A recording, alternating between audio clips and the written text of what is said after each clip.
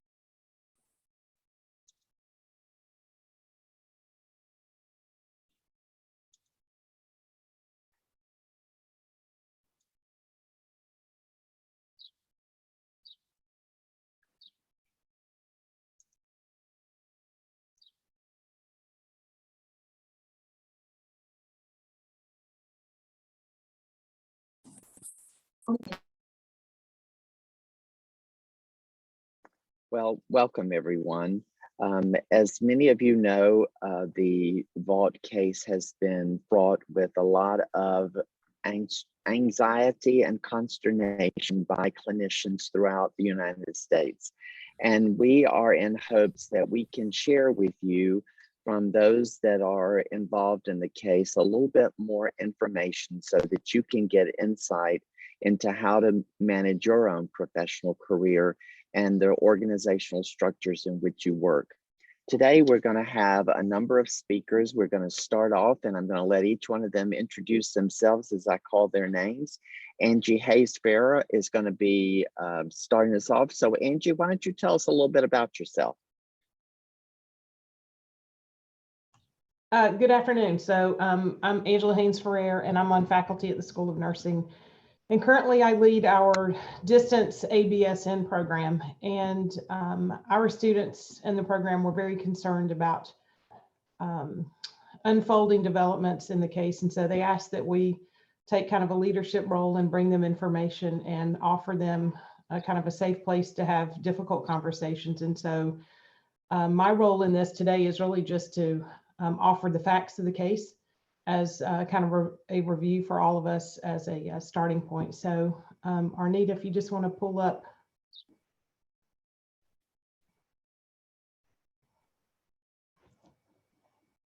the facts, that would be great.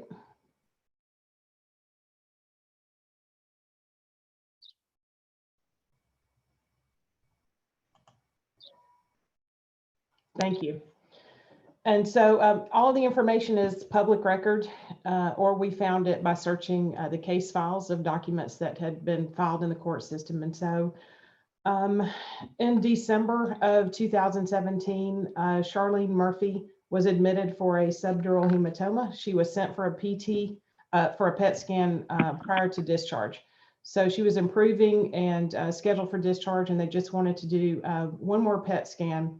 And due to her anxiety, she was administered, she was ordered Versed for her anxiety.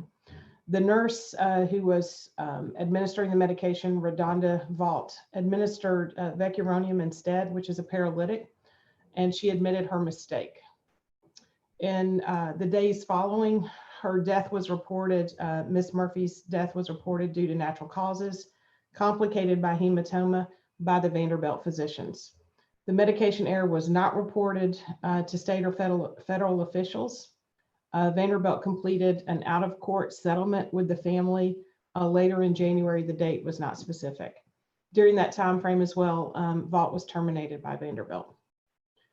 Then moving on to October to November of 2018, an anonymous tipster alerted the state and federal officials of an unreported medication error. Vaught then was informed by the Tennessee Department of Health during this time period that no disciplinary action would be taken against her, meaning that her license was still intact. CMS conducted a surprise inspection at Vanderbilt after the tip. During their investigation, they confirmed a fatal medication error had occurred and it was unreported. They threatened to suspend Medicare payments to the Vanderbilt system. Vanderbilt then submitted a plan of correction. At this point, the case went public and Vaught was identified in the case. In February of 2019, Vaught was arrested on criminal indictment. She was then charged with reckless homicide and impaired adult abuse. Vanderbilt executives during the same time period met with the Tennessee Board of Licensing of Healthcare Facilities. No disciplinary action was taken against Vanderbilt. Later that month, the first court appearance for Vaught occurred. Prosecutors claimed that she had made over 10 separate errors. She pled not guilty. Then in September, the Tennessee Department of Health reverses their earlier decision not to discipline Vaught. And Murphy's grandson, who was not bound by the settlement agreement, spoke out publicly against Vanderbilt. Then in January of 2020 through June 2021, there were numerous delays in the proceedings due to coronavirus, and there were lots of conversations about which case should proceed first. There were 2 legal proceedings against Vaught, both criminal and professional. At this point, the defense brought up the issue about flawed procedures with workarounds in the Vanderbilt healthcare system. In July of 2021 through May 13 of 2022, the medical discipline hearing ended up revoking Vaught's nursing license. Her criminal trial ended. She was found guilty of negligent homicide and abuse of an impaired adult. And then most recently, she was sentenced to 3 years of supervised probation. And Dr. Ferrer, thank you very much for that brief but factual update. We're going to move next to our pharmacy colleague in Emory Healthcare, Christy Norman. And Christy, I'm going to let you introduce yourself and then tell a little bit about, from your perspective, activities. Certainly, and thank you. My name is Christy Norman, and I currently serve as the System Vice President for Pharmacy at Emory Healthcare. I've been practicing in pharmacy for approximately 15 years and have served in a number of capacities related to safety and quality and operational workflow, and technology being one of those as well during my tenure. And what I'd like to share with you today as it relates to technology in this case is that there are over 20,000 FDA approved medications at this point in time. And when we think about the medication use process, from prescribing all the way up through monitoring, there are a number of aspects where care delivery may go wrong. Over the course of my career, and certainly certainly in the last decade, systems have focused on the deployment of technology to help mitigate and facilitate the opportunity to prevent errors. And with that has come a number of recommendations, criteria, based on our learnings over the years around the best ways to deploy that technology and use it most effectively. The Institute for Safe Medication Practices, otherwise known as ISMP, is an international organization that monitors safety events. People can report risk, that near misses that may occur, and then they will set recommendations on how others should approach those safety risks as well. One of those has been around the deployment of automated dispensing cabinets. In 2019, they issued a set of guidelines that facilities should look at adopting and implementing as they consider the installation of what we call Omnicells or Pyxis machines into our health systems. And there are a number of elements in that we should consider. One, making sure that we have the ideal environment for use of that technology. And so what does the culture look like? Is it being placed in the appropriate place? Do we avoid distractions? Do we have those no interruption zones so that as individuals are engaging with the technology, they can do so safely? We want to make sure that those systems are safe and secure. Only authorized users have access to the medications that they should access. And so that's a key as well. In this case, there was the third element presented an opportunity, and that's around the use of profiled cabinets and evaluating the use of overrides. And This is something that we do within Emory Healthcare, and many health systems do, but are we using the technology to its fullest capability, or do we simply have a very sophisticated medication shelf where all medications are available at all times by all individuals? And so that certainly did weigh in here with this case as well. The other is around configuration of that cabinet as well as the functionality. In this case, there have been articles published around the use of 5-letter searches within the database before a medication presents itself. If you type in VE, will it allow you, does it require that you enter more letters before you get to the item that you're looking for? And that is relatively new functionality. And what I'm learning is that not all health systems have moved to full adoption, primarily because of the unintended consequences that may follow with that. And so it's still up in the air as to whether that leads to a much safer system, and what the trade-off for doing so may look like. You want to be very thoughtful around how you set up and determine your functionality. The other is around inventory and access to that inventory.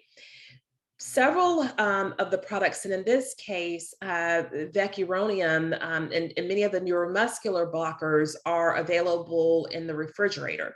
And we have the option to look for that product in the automated dispensing cabinet, but then the refrigerator, you may or may not be able to access that depending on how you've implemented that technology without the additional safeguards. And so making sure that we have inventory available in those cabinets, but that it's appropriately configured to either be in a locked compartment or require additional level of think about this twice before you access it is something to consider as well. We want to look at making sure that we have implemented safe mechanisms and processes for stocking and returning products. Utilize our barcode technology in order to do that, having patient information available to you. And some of that will lend itself to whether we profile those cabinets, meaning that you go to a specific medication for a specific, or a specific patient rather for a specific medication, or whether it's approached alternatively. And then the other piece that I'll point out here is making sure that we are establishing a culture around appropriate use of that technology. What's the staff education? What are the competencies? Do people fully appreciate the safety, additional safety that is provided through that technology, and which aspects require clinical judgment and attentiveness as it relates to the use of that technology? And so while technology certainly played a factor in this case, it should be known that with many cases, we talk about that Swiss cheese model. There were a number of other situations and circumstances that were going on around this case, including the fact that the machines had been on override because they were moving to a new EMR, and they were having difficulties and challenges with the databases matching. And so the nurses had been functioning in a practice where the equipment had been on override more than they were accustomed to. It wasn't during this time, but that was something that had happened recently before this case. And so what I'll leave as a takeaway is that the technology can either help us or harm us.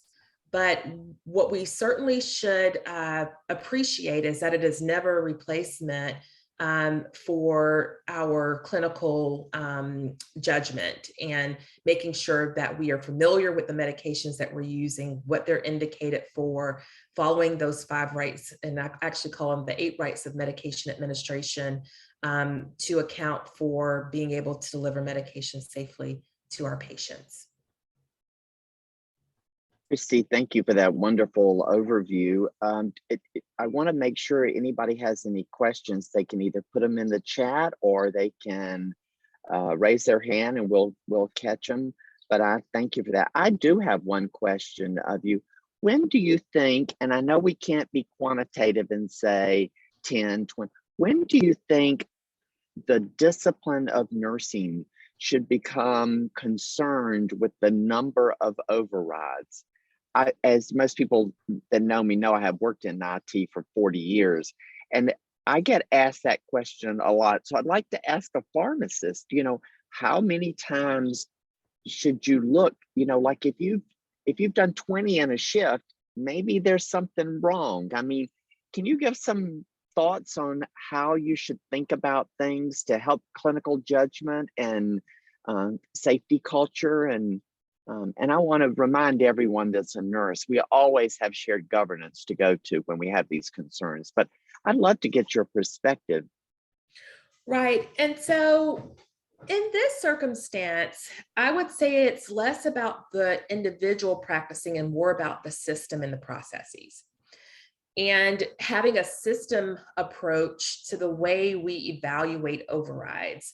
The Joint Commission does expect that we are monitoring overrides. So not only looking at the medications that we have on override, but how often they're being accessed and that there's appropriate documentation around that override. So one, there was indeed a medication order that was placed, and two, that medication was documented as being administered. And so we do that at Emory. We are moving towards that more intentionally, where we are looking globally at the medications that we make eligible for override, and then two, the frequencies in which that they are used, and if there are any strategies that we need to take to minimize that. And so while it is helpful to have a pulse on that while you're doing the work, I believe that as leaders, we are accountable. We should be accountable for conducting those more robust reviews at some frequency to make decisions about enhancements or modifications we need to make to our practices. Very well said. I think one of the things is auditability in IT is very important. And that's nice to know that Emory itself gets reports, because that helps nursing as a discipline understand a lot more. So thank you very much for coming over from the healthcare system to the academic side. We'd love to see more of you, Christy, because we can always use it, and we all miss Ken today. So thank you for helping step in. So the next, we don't have any other questions. One of the things that we want to do next is we want to move to a little bit in regards to our ethical structure. Roy, we actually do have a question in the chat. Okay. I don't know if Christy is still on and can see it, or if that was something. I'll read. Okay. Has having a pharmacist on each unit responsible for dispensing medications rather than a Pyxis been examined? I assume the cost and/or manpower required makes it an immediately rejected idea, but I'd be curious how much it would actually cost. Has the feasibility been examined? And that's from Aaron Barnes. Thanks for the question, Aaron. Great question. So there have been systems that have looked at, let's say, the having pharmacy technicians, and this goes back decades, be responsible for the medication passing process. But with technology, we have moved more in that being the direction and utilizing our pharmacist for more of the clinical appropriateness work and monitoring of patients and functioning at a higher degree. And so, when we think about the technology and the elements that need to be in place to ensure safe medication practice, one is making sure we design the technology based on best practices. Two, that we are also utilizing the interoperability that's available to us between our electronic medical records and that technology, whether I'm going to say infusion pumps here or the automated dispensing cabinets. And that three, we are taking advantage of the barcode medication administration scanning functionality that's available to us. And As it relates to this case, there are a number of aspects of best practices that were not utilized that would have helped potentially prevent this error.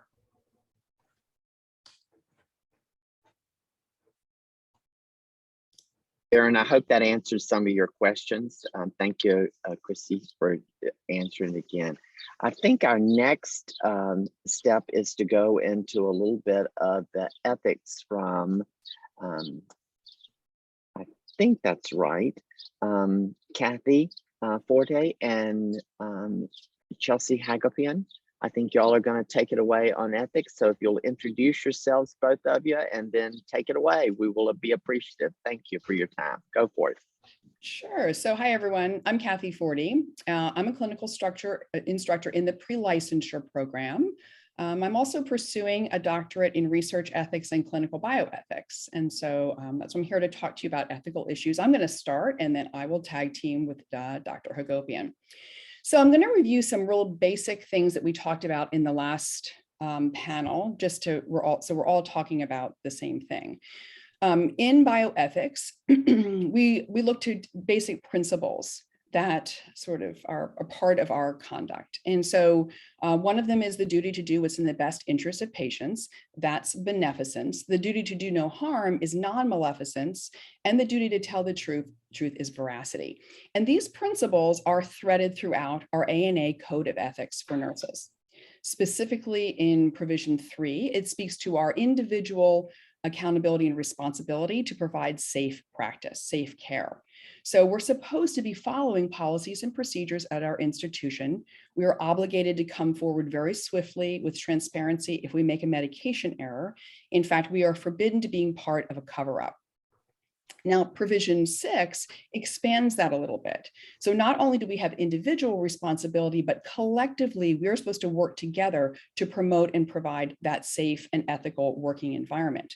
So that means we're supposed to be working with our leaders, our management team in looking at our policies and procedures, and we're supposed to call out, have the moral courage to come forward and call out what we consider to be risky behaviors of individuals, as well as risky practices. So when we look at RaDonda as an individual, how did she do in terms of her ethical conduct? Well, number one, she came forward. She honored the principle of veracity. She came forward right away and she owned what she did. She told the truth. Did she intend to harm the patient? Was she guilty of non-maleficence? No, I don't think anybody thinks that she had any intention to harm this patient. But did she follow standards of care and practice? Well, no, not across the board. She did a couple things she shouldn't have done, and she failed to do a few things that she should have done. So what do leaders, or what do management people in management teams, how do they sort of figure out what to do when someone makes an error? Well, there are two different tacks you can take. You can blame someone and say, we're going to blame, we're going to punish, or we can look at more at the concept of contribution that we see in a just culture. And I'm going to get into that in a little bit. So two very different approaches. And the problem with blaming is it does very little to solve any kind of problems moving forward in terms of trying to figure out how to make care safer in the future. Blaming is about judgment, and contribution is focused on discovery and learning and proactively preventing things from happening in the future. So clearly Vanderbilt kind of took that blaming path as opposed to what we would like to do, which is to see institutions go with this the concept of just culture. Because when we look at contribution, we're saying, you know what, it's not just this one individual, but all kinds of factors are coming into play that set it up. So systemically, we had some issues that led to the error happening. So I don't know, Arnita, can you share the Just Culture tool? So the Just Culture tool is something that's a very helpful algorithm that helps managers to be able to look at each situation individually and come forward without bias and answer a few questions. And are we getting the tool? Maybe not. I'll just keep going. So with the tool is in the chat. Is it? Okay. Okay, no problem. So we asked two questions with the Just Culture tool. Number one was, well, first of all, did this individual meet standards? And no, she did not. So let's move on to sort of the quadrant model listed below. And so the questions that we ask, yeah, that's it. So she didn't meet the standard of care, but we asked 2 questions around that. You can scroll it down just a little bit, Arnita. We asked, was there an intention to violate those standards? And I'm not sure with the 10 errors that she made, she didn't, intend to violate standards, but did she violate some knowingly? Like, for example, did she override the Pyxis system? And the answer to that is yes. But then let's talk about this concept of the substitution test, which is with someone that has a similar background, similar education, could they make this same error?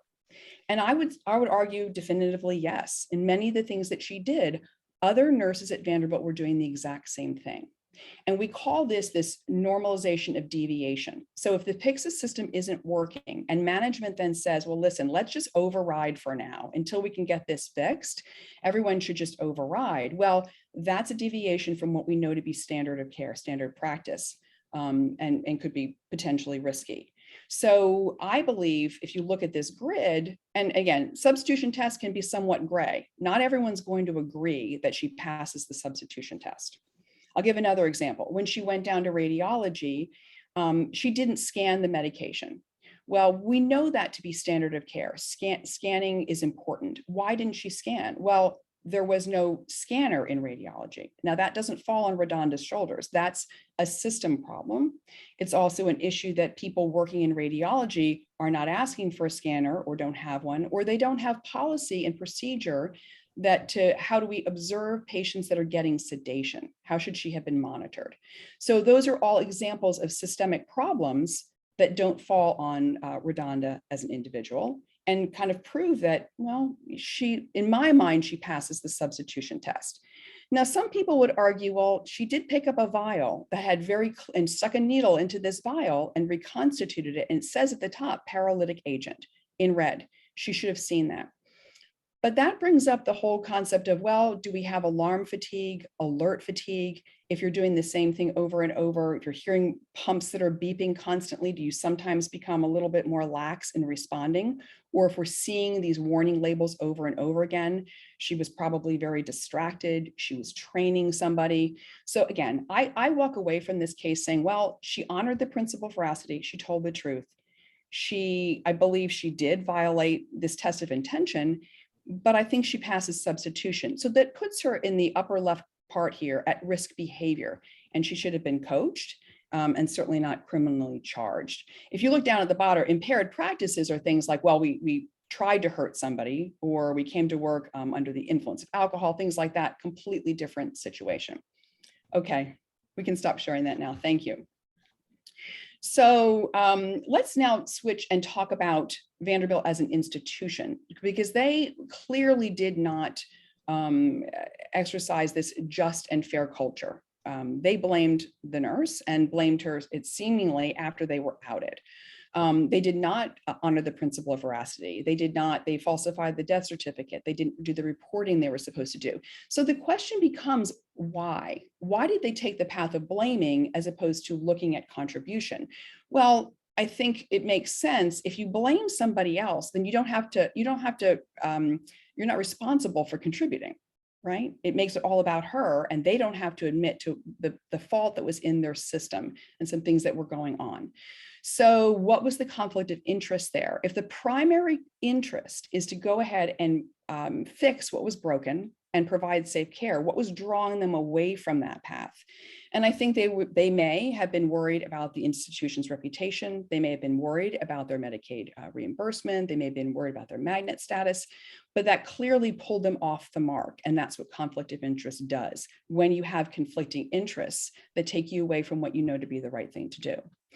And interestingly, in this case, there's also a conflict of interest with the district attorney, because the district attorney, his primary job is to what? Represent the people as the DA, but he's also on faculty at Vanderbilt. And some may say, is that a conflict of interest? Well, by definition, it is, because conflict of interest doesn't mean that you act on it. We have no idea what his motivation or thinking was, but there is the appearance that there is a conflict of interest there. that is worth considering.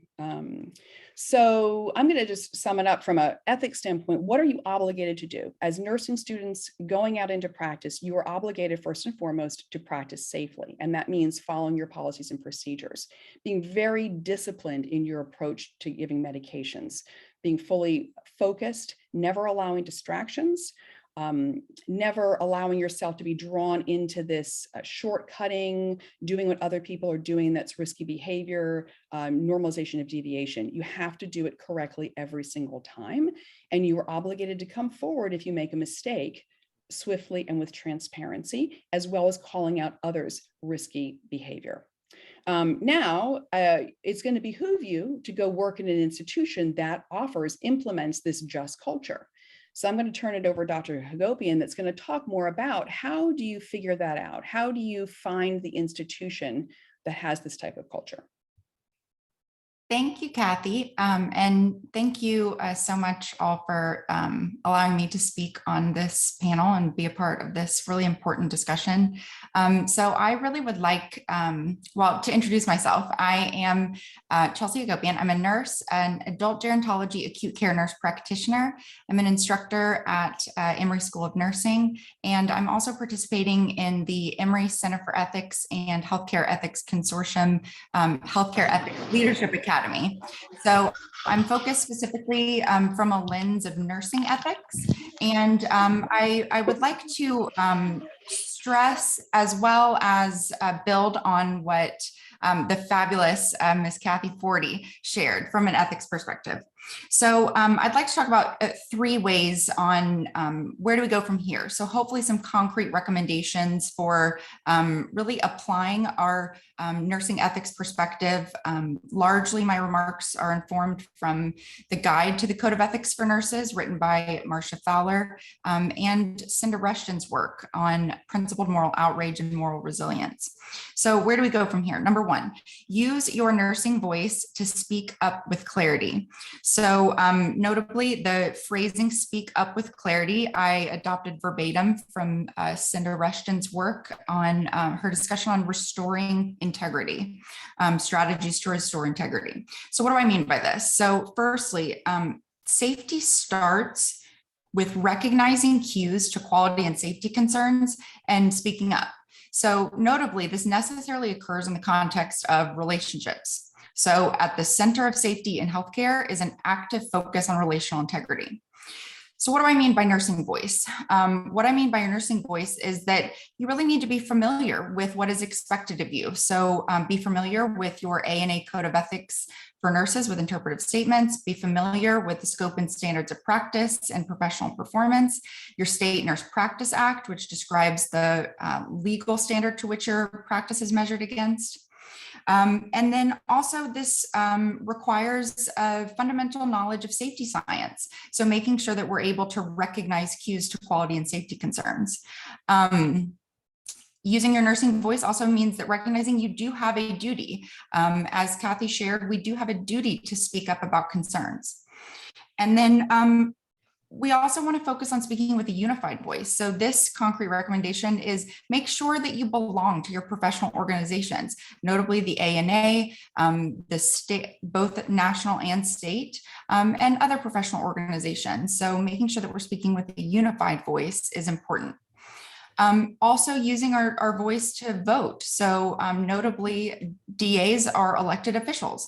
So one strategy that we can use our voice is to vote. And then lastly, with respect to using your nursing voice to speak up with clarity, recognizing the importance of engaging with the media. So our physician colleagues have always been phenomenal at really engaging with the media, with writing op-eds, letters to the editor. And since we've really seen the case of RaDonda Vaught, nurses are really starting to use this opportunity, whereas prior to this, we don't see as much nurses being cited in news sources, writing letters to the editor and op-ed. So this is a wonderful opportunity to make sure that we leverage that. And this brings me to my second point. So number 2, recognize the keen importance of making the actual everyday work of nursing clearly and consistently visible.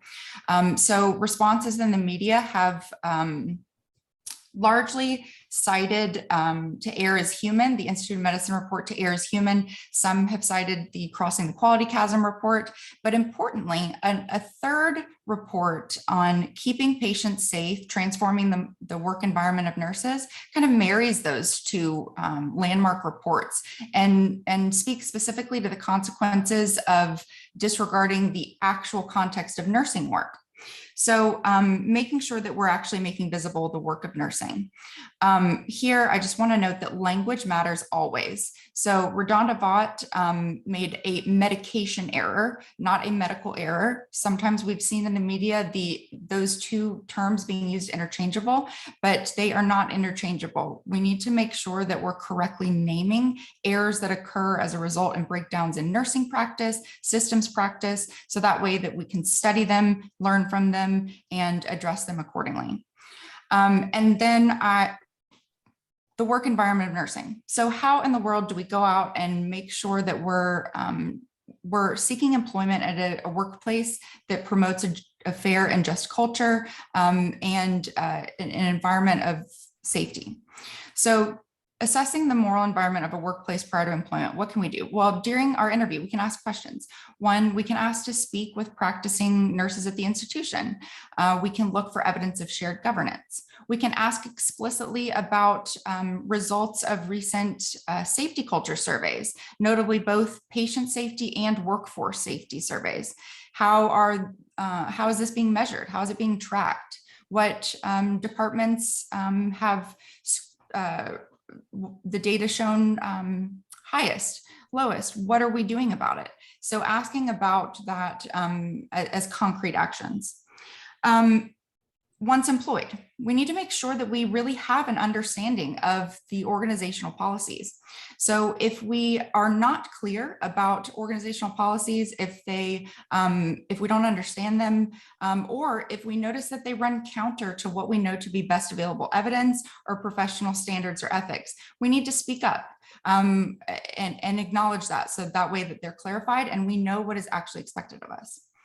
And then lastly, with respect to the workplace, we also want to think about, well, how should we respond when an organization is practicing unsafe or poor quality, but are also refractory to change? So here, the Code of Ethics gives additional guidance in that we can respond in 3 different ways.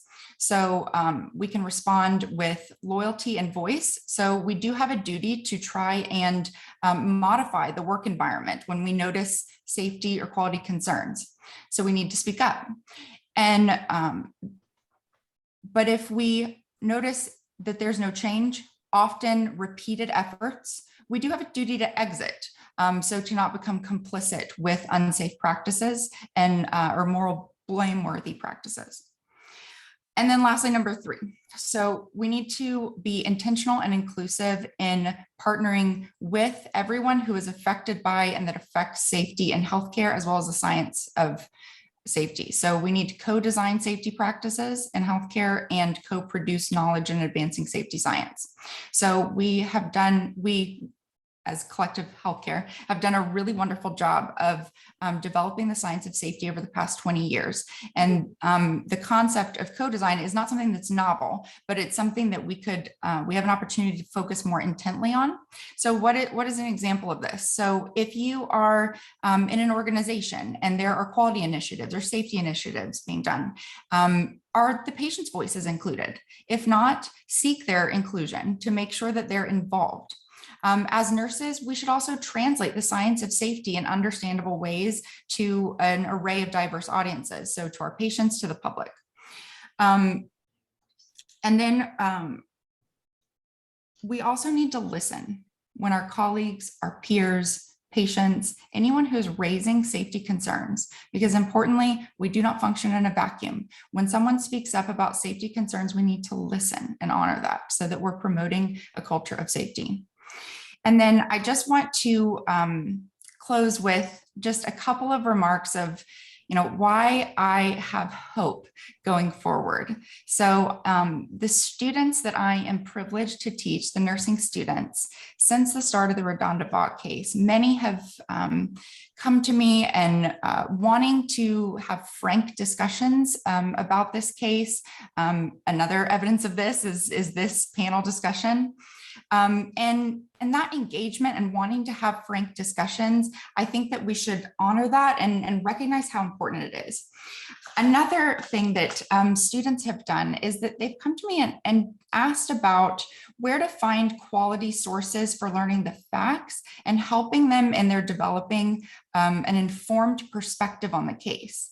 And I think that this is just really, really important to honor that rather than jumping to conclusion, they're really seeking where to find quality information.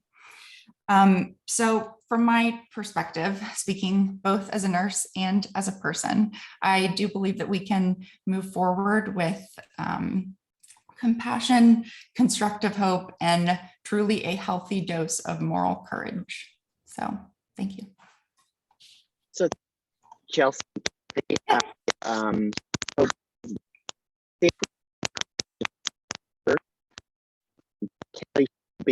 do you think nurses will be this year? Roy, I think you're breaking up just a bit. You're breaking up a bit, but I see the question in the chat as well. So thank you, Kelly, for asking that question. It's an excellent one. And I think that it's one that we need to pay attention to. You know, the privileged position of nursing as being the most trusted profession, we cannot take this for granted. It is not something that is assumed. So we need to take care to make sure to honor that. So I think that I don't want to speculate on that, but I think it's something that it's an important question that we really need to pay attention to. So I hope that answers your question, even though it's indirectly.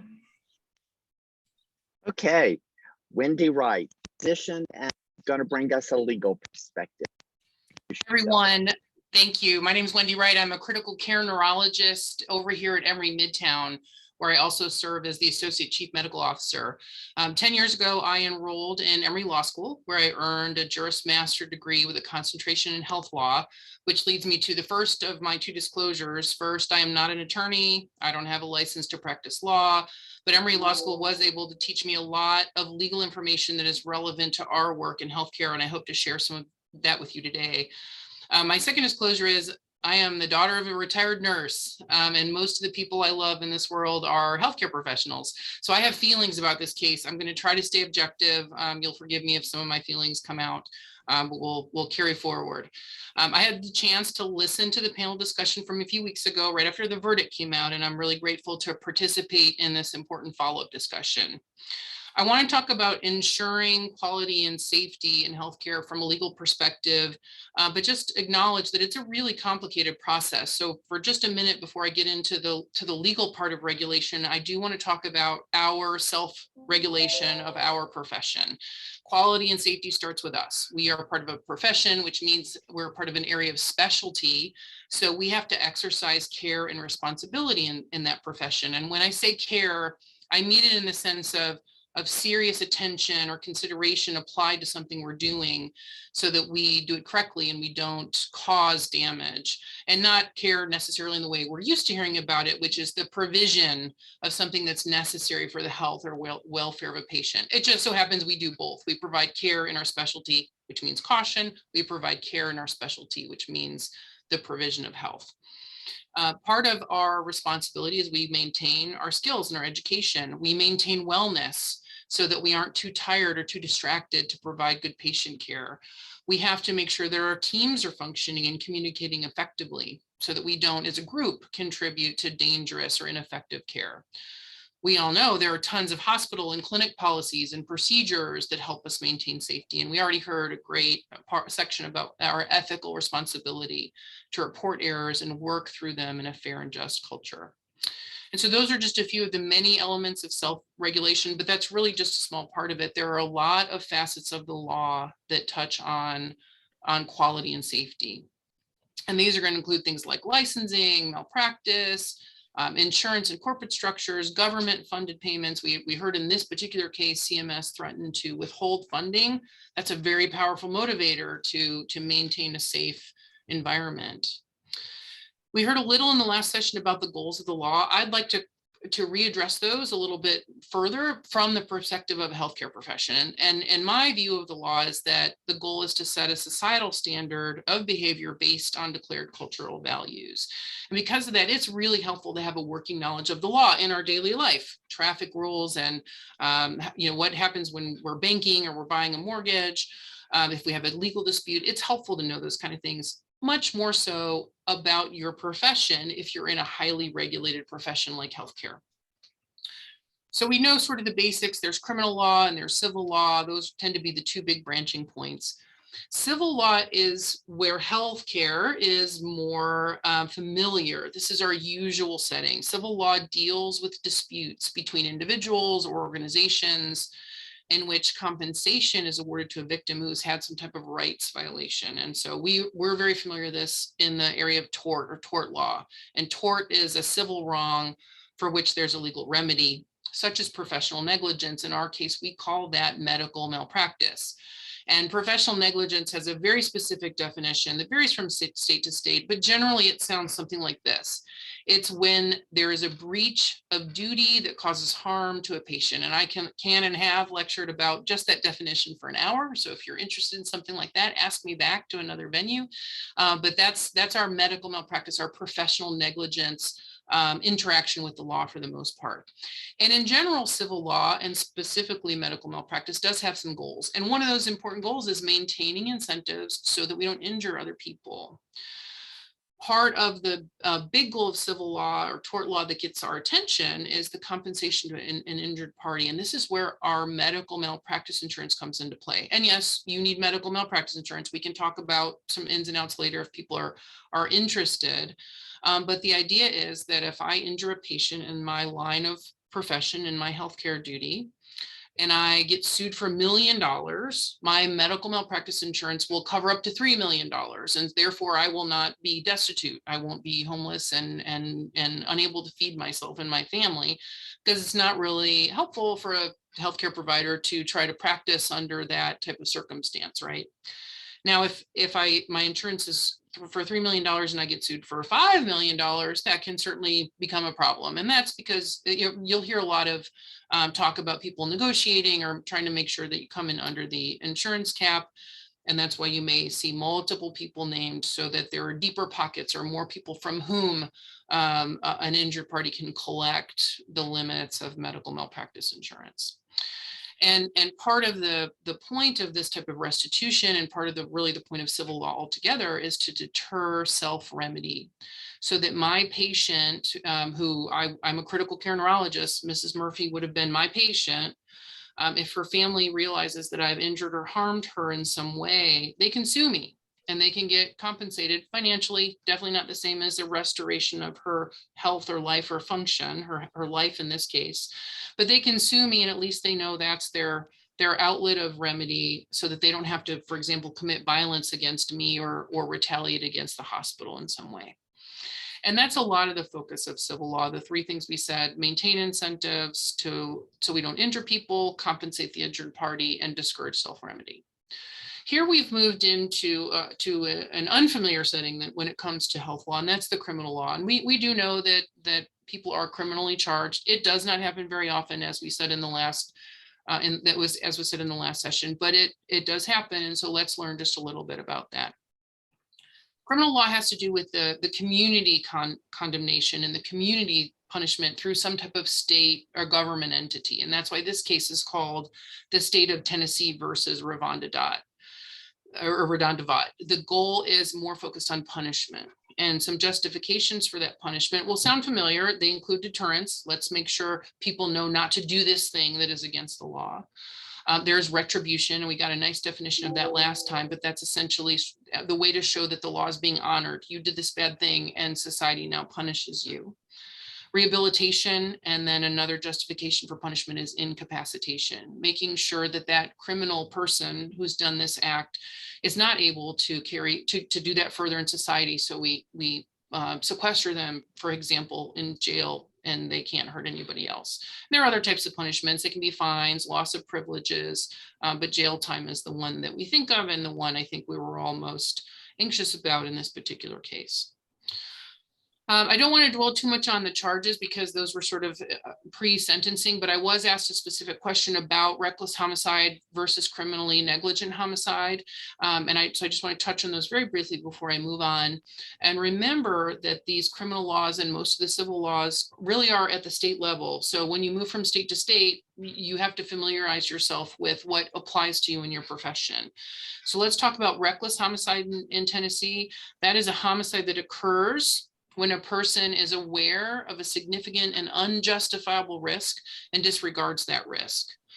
And let's contrast that with criminal negligence, which is when a person ought to be aware of a substantial and unjustifiable risk that the circumstances exist or that they will result in this bad action. So let's talk about this just for a second. So reckless means you were aware and you did these things anyway. Criminal negligence means you should have been aware and yet you did these things anyway. That's pretty subtle. And that is for a court of law to decide. So that's what happened here. And the jury came back and found her guilty of criminally negligent homicide along with the abuse of the impaired adult. The criminally negligent piece, what's the negligent part there? Well, we said that they should have known there was a risk. And how do we know if someone should have known? And this comes into play a lot in medical malpractice.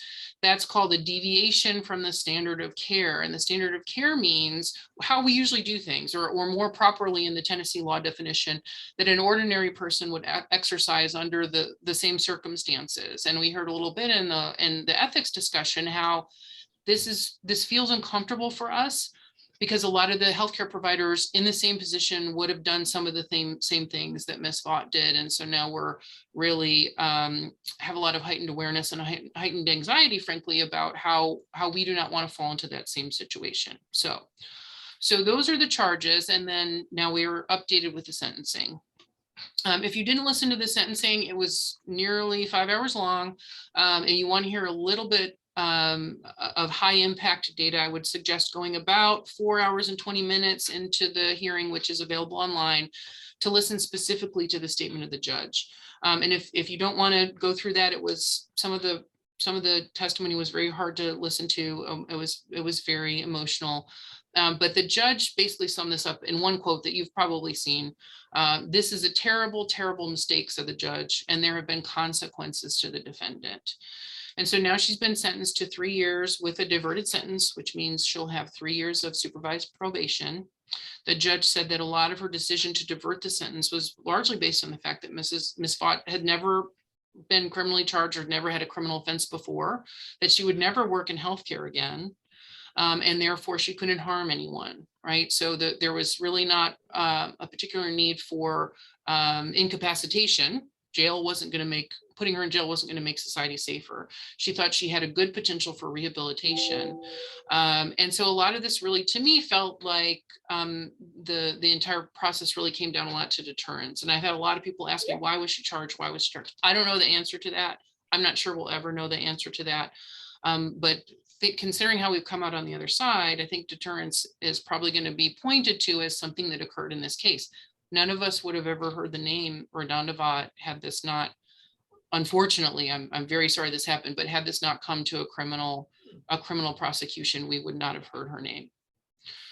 And lastly, speaking of consequences to Ms. Vaught, I want to read part of a brief statement to you that she made so that we can talk about the second victim syndrome in medical malpractice. I'll define that once we read her statement, but just think about how the feeling that's coming through in her statement.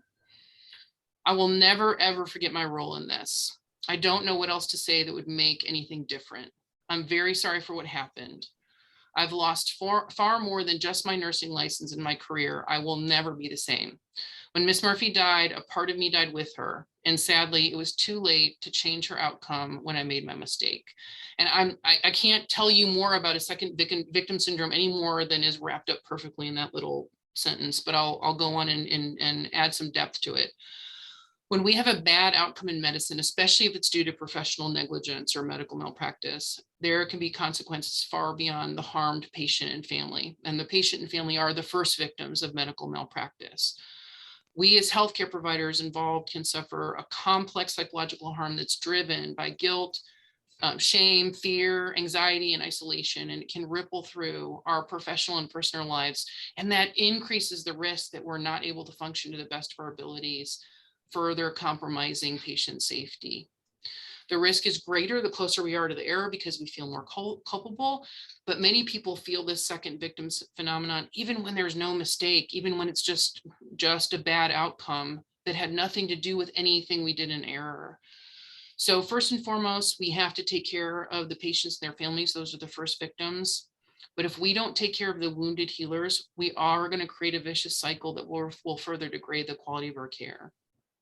So thanks so much for allowing me to participate today. I look forward to answering any questions.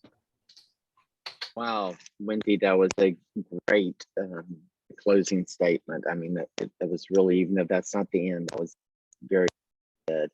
I think our next group, and we're deciding we'll move on through because we seem to be going pretty fast with a lot of activities, but we want to hear from our students. So we have our students. Dominique is one of our students, Jennifer Crook, Dominique Taylor, Jennifer Crook, and Mark Lee.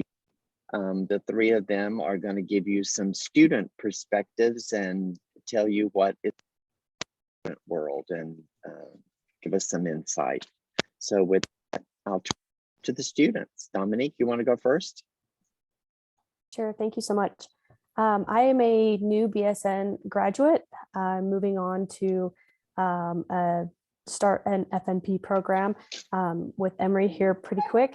As a new nurse or soon to be RN, we have a lot of questions regarding medical malpractice, and my specific nursing board told me to get medical malpractice and disciplinary insurance. And I was just wondering what the difference of that is. And maybe if someone could speak to if we should also have just medical malpractice or a general liability also. Clarity to your, are you asking about your role as an FNP? Or are you asking your role about a staff nurse? As a staff nurse at this point. Wendy, you have any comments you want to help us out? Sure, I'll get started and then I will ask some of my nursing colleagues to kick in because I'm sure there are some subtleties here. So first of all, so medical malpractice is 100% must have. What I will tell you is in all the hospitals I've ever worked over my 27-year career, the medical malpractice has been provided to us, physicians, APPs, nurses, by the hospital. Some people have qualms over that because that means that the hospital gets to, or the hospital's attorneys get to direct which cases are settled, how rigorously they're going to prosecute, et cetera, et cetera. And the thing to know is if you're involved in a malpractice suit and you have a settlement, so it doesn't even go to trial, that will carry with you in the National Practitioner Data Bank, which is yet one of the ways that the government has mandated a more open process for looking at quality and safety issues. I don't mind admitting, I don't mind talking about it now. I've been sued once. It was literally the worst thing that ever happened to me in my professional life. I was dismissed from the lawsuit, so I wasn't found guilty of medical malpractice. I'm not followed in the National Practitioner Data Bank. Being followed in the data bank is not a death sentence. If I were found guilty of malpractice, I would have an opportunity to speak to my employer and to speak to future employers and explain what happened. They would make a judgment whether it was worth employing me or not employing me. So I don't want anyone to think that's a death sentence. I'm only telling you that subtle piece because I hear that as an argument to buy one's own malpractice insurance. I do not have my own malpractice insurance. I'm covered under malpractice insurance through my employer. What I do have, and I think this is what you might mean by liability insurance, is I do have an umbrella policy, and I think Dr. Simpson maybe mentioned that last time. The more assets you have, the more you want to protect them with insurance.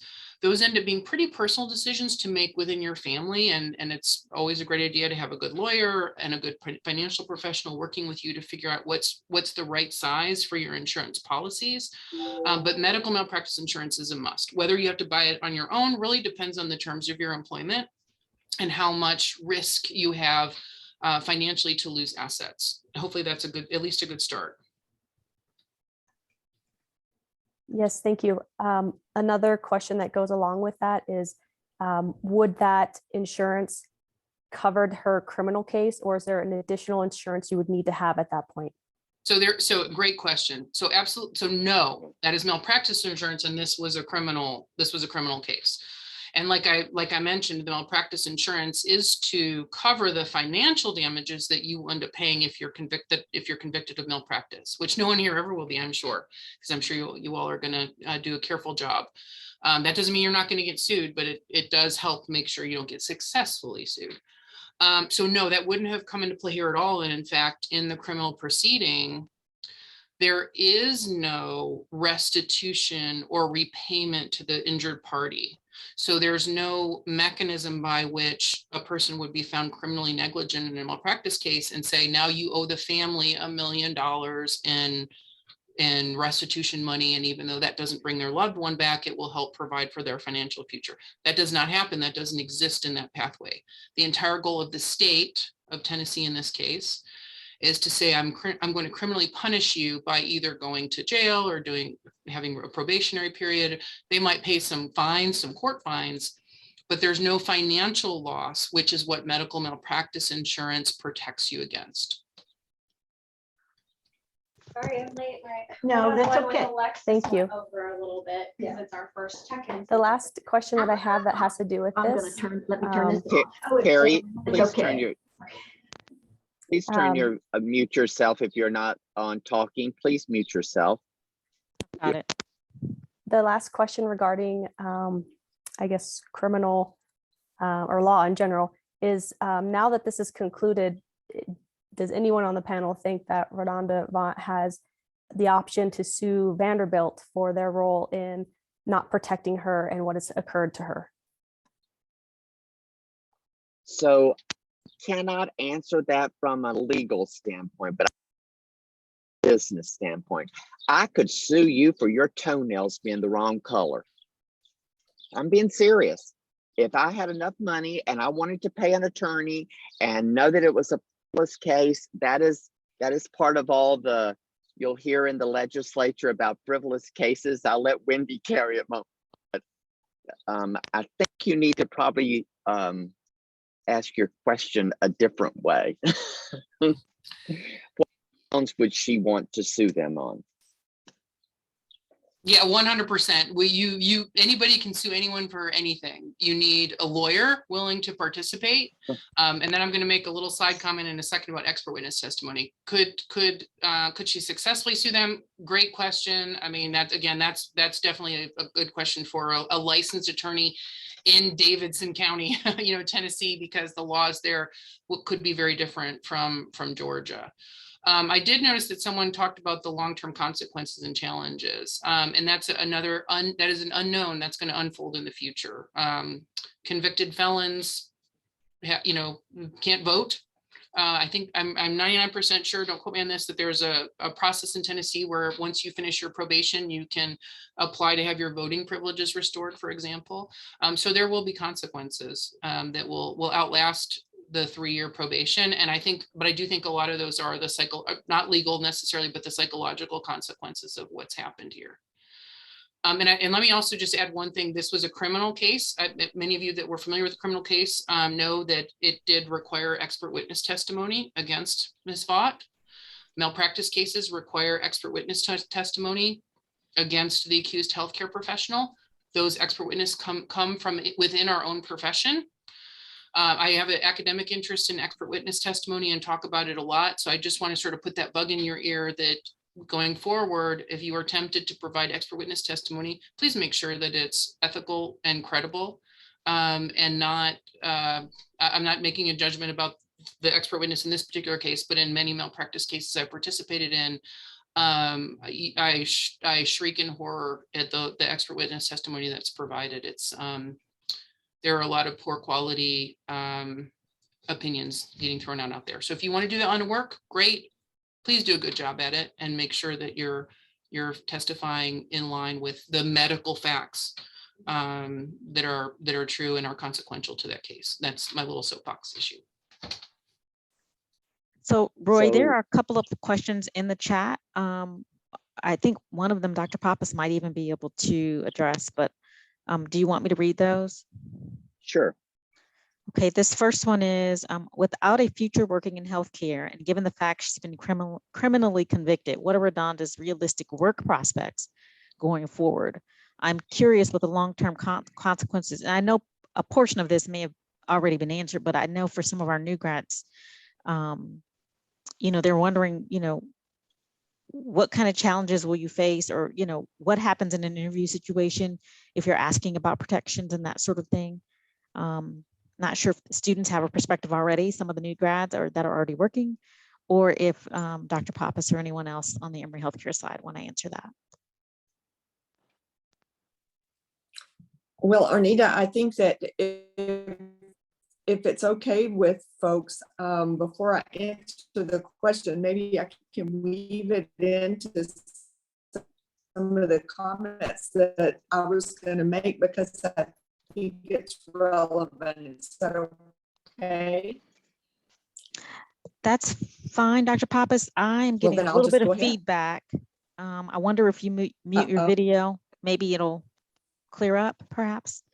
I can certainly try that. How is that? Is that better? Oh, much better. Much better. Okay, good deal. Thank you. Well, I just wanted to make some high-level comments here, and then I'll get to that Sharon, question. I'm having a real hard time hearing you. It's a good one. And I wanted to talk for just a minute about kind of the nursing organization in a healthcare institution. Should I go to my phone? What's to do? So it's breaking up, Roy? Yeah, it is. I'm not sure why. Okay, hang on just one second. Let me see what I can do. So while we're waiting, I thought Wendy Wright, Dr. Wright's comment was really appropriate when she said, we really don't know what the future is going to hold. I mean, I think it's pretty realistic. She's going to have a record, so who hires people and who does and who's within rehab things. Okay, Roy, how is that? Is that better? Oh, much better. Fabulous. Okay, my apologies then. So tell me and I'll turn the video off if it gets bad again. So what I wanted to talk a little bit about is about the healthcare organization. And I come to you today with 47 years as a nurse. That's a long time. I don't know where the time went. It just flew by. And also I had a great opportunity to serve as on the board of nursing in Colorado before I came to Emory. And I was president of that board for a couple of years. And I also want to say that Christy Norman, who's on this call today, is the vice president of pharmacy, is an incredible partner with me as we both execute our roles at Emory Healthcare. And I have the privilege of serving as the chief nurse executive for Emory Healthcare. So I really feel like that Christy and I together really run a program of medication safety because I could not do it without that pharmacy partnership. So I just want to say how important that is. I would also say a couple of things that Chelsea touched on is that the organization of nursing in a hospital system or a healthcare system is really designed around the scope of professional nurse practice. And we have systems of professional nursing governance where the nurses are the ones who actually develop and substantiate their own policies. And then they're also, in a global way, responsible as a professional nurse in that organization. They're responsible for their practice. They're responsible for nursing quality. They're responsible for competence and knowledge. And so all of those things together, is something our medical colleagues have exhibited in their own medical practice within healthcare organizations. And so nursing has now caught up to that. And we see those programs in organizations pretty vibrant and alive. Professional governance is an example of that. I'm thrilled that Mark Lee's on here today. Mark is the chair-elect of our system-wide practice council. And so you can see the evidence there that we really do look to our clinical nurses to make most of the decisions about how nursing is practiced in Emory Healthcare. I would say that group, through some extensions of the professional governance, establishes standards and policies for how nursing is practiced. And those standards and policies are grounded in evidence. And those standards and policies are really designed to protect the patient. And in addition, they're designed to protect the professional nurse. Now, I know that you've heard a lot today about fair and just culture, and certainly that is a gold standard for organizations and certainly would be something to learn about if you were considering a position in those places, because that fair and just culture not only can say that organizations take a very systematic, fair and just way to determine what next steps are when an event occurs. But I would also say, to Wendy's good point, that most of them also incorporate a mechanism for peer review and a mechanism for peer support. And that's the second victim aspect of this, which we believe is pretty important. I would also say that, I don't know if you all are aware of this, and when you sit in an official chief nursing officer role, CMS, as well as your local health departments, do look for that CNO to be the person that is responsible for the overall practice of nursing in that organization. And so I think those are important elements to keep in mind, because that CNO is also bound for the responsibility of reporting any infraction of the Nurse Practice Act to the Board of Nursing. And the Board of Nursing's role is to protect the public. And so those all come together, and they work together in order to accomplish what the organization is there to do. And so those are important elements of this. Now, back to the question that was asked. The question that was asked is, what's the future of RaDonda Vaught? Well, I think a lot of that is going to be something that's in her heart as to what she thinks her future is and what is in her heart to do. Does she still want to practice in healthcare? Does she still want to pursue a job, period? I think a lot of those are unknowns, but I also think that there are people that the Board of Nursing, when cases go there, they give people an opportunity to improve and to change. And certainly they have remediation plans. I don't know the specific terms of her relinquishing her license, but sometimes within those licenses, they do have an opportunity to remediate and also return to some role, be it nursing or be it different, is unknown to me. So I don't want to speak for Vanderbilt, but I will speak for Emory. I think that certainly within an organization, it would be important to know that you have professional nurses in charge of nursing practice, and both practice, quality, competence, and knowledge are the elements of professional practice that professional nurses should be the ones that are the ultimate decision makers about. You should want to know, does the organization have a medication safety program? And what does that look like, in terms of mechanisms in order to keep patients safe, but also to keep nurses safe.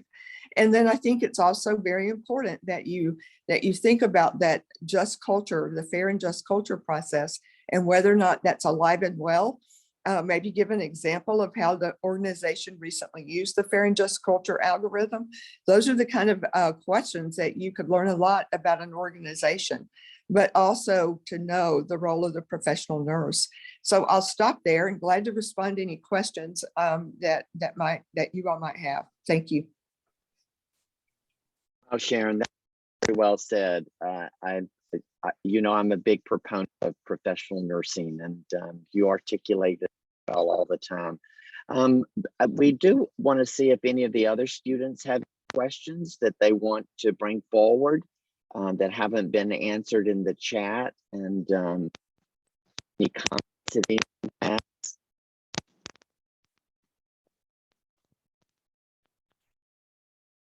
What about the appeals process? I don't know, Wendy. I don't know that program, so I'll turn that over to you. No, and here comes my disclaimer again. I don't know a lot about criminal appeals in the state of Tennessee. I do know that the panel expert from the last panel, who is a professor at the law school, I believe, mentioned that there has to be a grounds upon which to appeal. It can't be just because we didn't like what happened. So there needs to be some legal procedural matter or some misinterpretation of the law to the jury, for example. There would need to be a reason to appeal that can't just be, that's a crummy outcome and we don't like it. I believe also mentioned in the last panel, there's been a lot of chatter about, oh, we absolutely mentioned in the last panel, there was some discussion about, and I've heard lots of chatter outwardly about how do we make a law so that we as healthcare providers are not held criminally negligent for homicide in the case of a death of a patient. I mean, that's certainly an avenue. The speaker, the legal expert speaker from the last panel said, do we want to do that? And when I listened to it, I thought, of course, of course we want it. We want to do that. We're the healthcare profession. But there are those cases out there. The most famous one, if you haven't listened to a podcast or watched the documentary about it, is a neurosurgeon from Dallas, for example, Dr. Christopher Deutsch, known as Dr. Death in the media, who was criminally negligent. I mean, you can listen to the facts. So do we want him to go free? I don't know. There might be those unique pieces of criminality that we as healthcare providers want to make room for, because the behavior is so abhorrent even to us. We want to make sure that the community is protected. But as far as the appeal process, I'm waiting to see as well. I emotionally and personally, I hope there's one. I hope there's grounds for one. But I think it's finding the grounds for appeal is going to be a hurdle, it sounds like.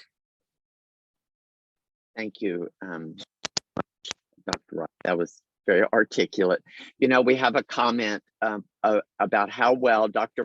Puss and Dr. Hagelpin articulated kind of the interview, what I would call the interviewing process to ask about professional nursing practice. And I'm not going to guarantee that we will get career services, but I will tell you that Arnita and I will reach out to Dr. Pappas and Dr. Hagelpin to get with career services and see if they can come up with some articulation of some type of tool. I'm sure Dr. Pappas probably already has it in her back pocket somewhere about what you should about professional nursing. So Roy, can I just make a quick comment that our Associate Director of Career Services is on the call and taking some of this in, I'm sure, and I will work with him to put together one of those scripts and some of those questions and responses. And I've already asked Dr. Hagopian if she can help assist us with that. And I hope that Dr. Pappas can too. So we are already got our wheels turning here. Sure. And Mark Lee's got his hand up. I don't know if he's going to disagree with me or not, but he can if he wants to. So Mark, go for it. Thanks, Dr. Simpson. I'm Mark Lee, and as Dr. Pappas mentioned, I'm co-chair of the system-wide Emory Professional Nurse Practice Council, which is where we bring out the voice of the nurse in practice and policy decisions that influence us all. And so I think it's a great question, and I would encourage any new grad or any new nurse or any nurse in general looking for a new position to ask, how are nurses involved in decisions that affect our practice? And on our council, we do a lot of this work. We're very proud of the work. I work at Emory University Hospital.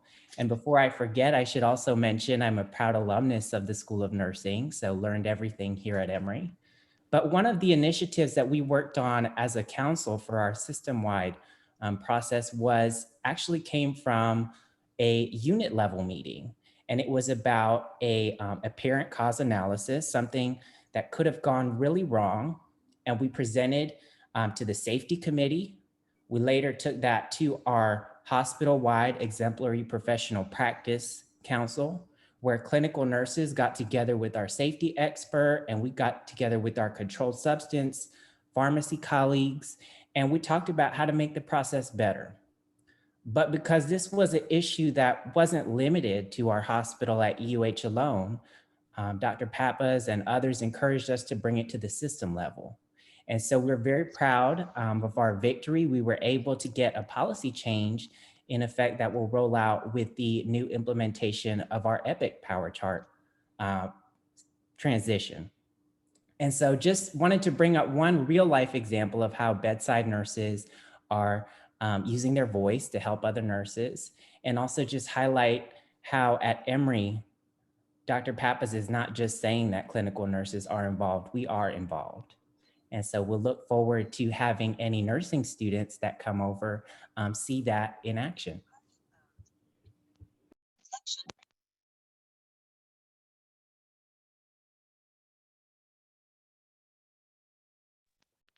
Thank you.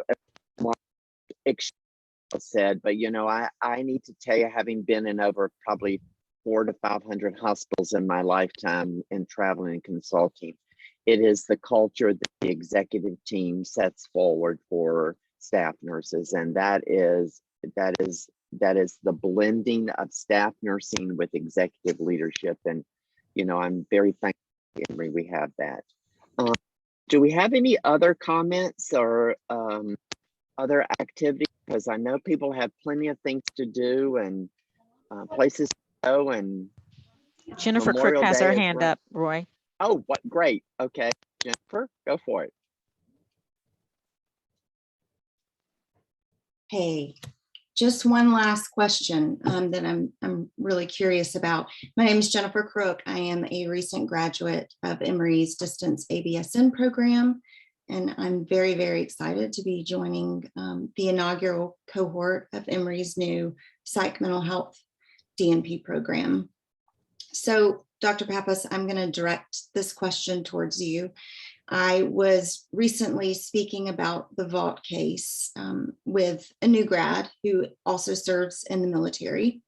And her question was regarding nursing leadership at Vanderbilt, and wondering more specifically how Vaught was single-handedly held responsible when nursing leadership would have been aware of these systemic issues that led to that contributed to the medication error. And specifically, she said in the military, Vaught would not have paid the worst price. Her leadership would have paid the worst price. So how do you view the role of nursing leadership in this case in particular? Mm-hmm. I wish I had more intimate knowledge, even though I think I disclosed earlier that I have had conversations with the chief nurse there at Vanderbilt. And, the thing about it is that we all are just, try to understand situations so that we can serve our organization as best we can to prevent things from happening in our own place. And so, I don't have extensive intimate knowledge of that whole piece, but I will tell you that there are cases, and I was involved in one that did not result in patient harm, but it was a CMS case in a hospital where I was before I came to Emory, who a nurse had not followed the hospital's policy on blood double checks before blood was administered. And in the case of the Centers for Medicare and Medicaid, they did hold me responsible as the chief nurse for the care that was provided in that organization, and leadership in general responsible for making sure that policies are followed. So what Christy said earlier about it's really important that we have awareness of how many times our systems are bypassed, or how many times that overrides are done. And why are they done? I mean, those are the kind of things that are leader questions. Every time you see a patient's armband taped to somebody's computer cart, that's a leader question, is why is that armband not on the patient? Because that's really where it should be, to protect the patient as well as to protect the nurse, which is probably the one thing about this case that I still get just a little hung up on. And I'm not going to render any judgment here. But I will leave you with a question about it, is that I want to know, in my organization, do nurses follow the 5 rights? Because when I take medication administration policy offline and read it at Emory Healthcare, it does say in that policy that the person administering a medication is responsible for administering it to the right patient, the right drug, the right route, the right time, and the right dose. And I'm a nurse at Emory Healthcare, and it's my job to follow that policy. And when that policy is not followed, do I know that as a leader? And if I do I know what direction I take in order to understand how often that happens and the threat that is to patient safety when that policy is not followed?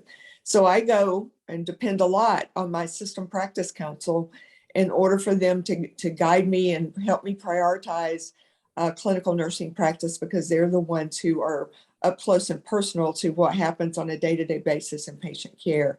And then Christy and I work together in order to do all we can to make sure that patients are safe and that our clinicians are safe as well, particularly those who are licensed. So that's a bit of a roundabout answer to that question, but I do think that may give you some flavor about how that's viewed from a leadership perspective in an organization.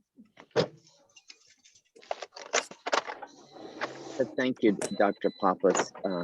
Very articulate as you are, and we don't know what we don't know, so that's very important to be aware of. So, Arnita, any more questions? See all the screen to see if anybody has their hand raised or anything. There is one more comment in the chat. Erin, would you like to unmute yourself and read that, or? Sure. So yeah, I'll just kind of read it.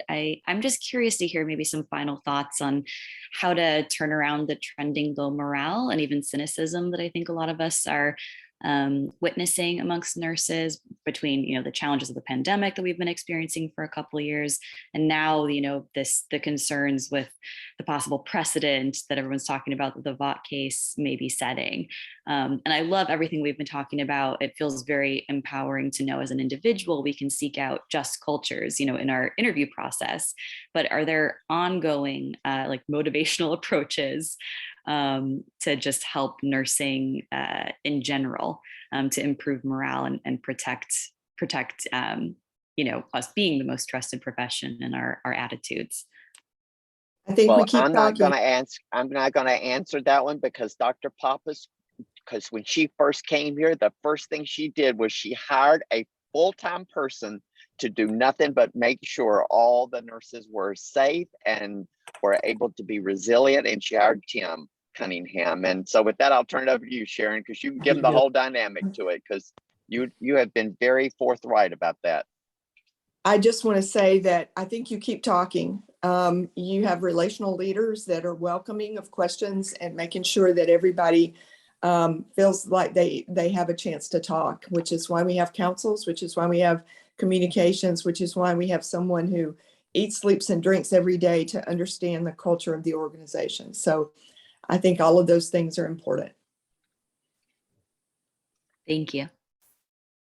And thank you all for attending. I want to thank you again. I keep seeing all these things about more of these.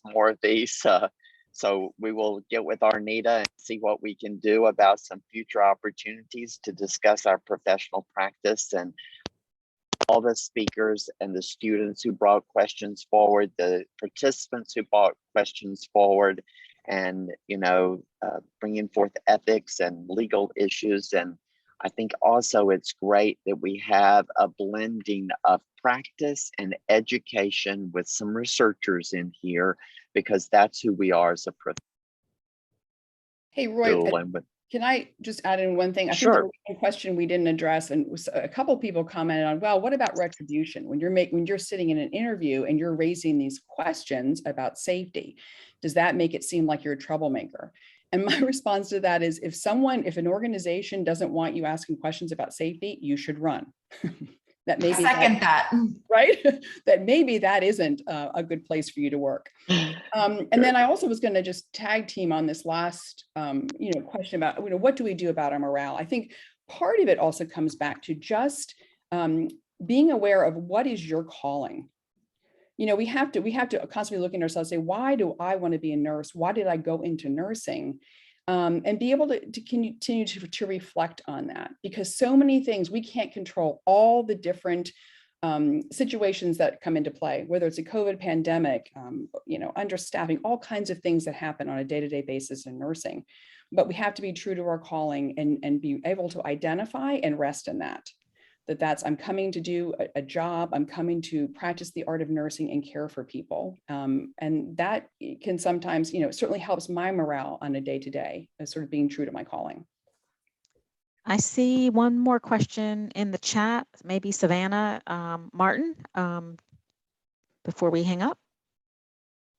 Hi, everyone. Yes, my name is Savannah Martin. I am a pre-licensure student here at Emory.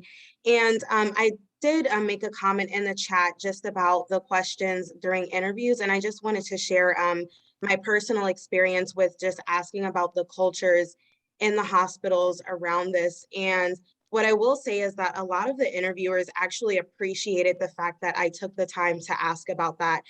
They know that as new grads, we have this fear and that we don't intend to make any mistakes, of course, but like Dr. Forte said, if they have a problem with us asking about those safety concerns, we should run the other way, because we also have a job to protect ourselves as nurses and to work for an organization that will have our backs. So for anyone that may have any questions about what I received during those interviews, I'd be happy to share some of that feedback. But I definitely think that we should raise those concerns so that they can also just know that we're really dedicated to our careers and that we would like to ensure that we are protected by the organizations that we are truly trying to become a part of. Great. Thanks to Savannah for your comments. With that, I'm going to leave us to go. We'll get about 27 minutes back from our schedule, and we'll look forward to another one of these on some other topic soon. Have a great day. Bye.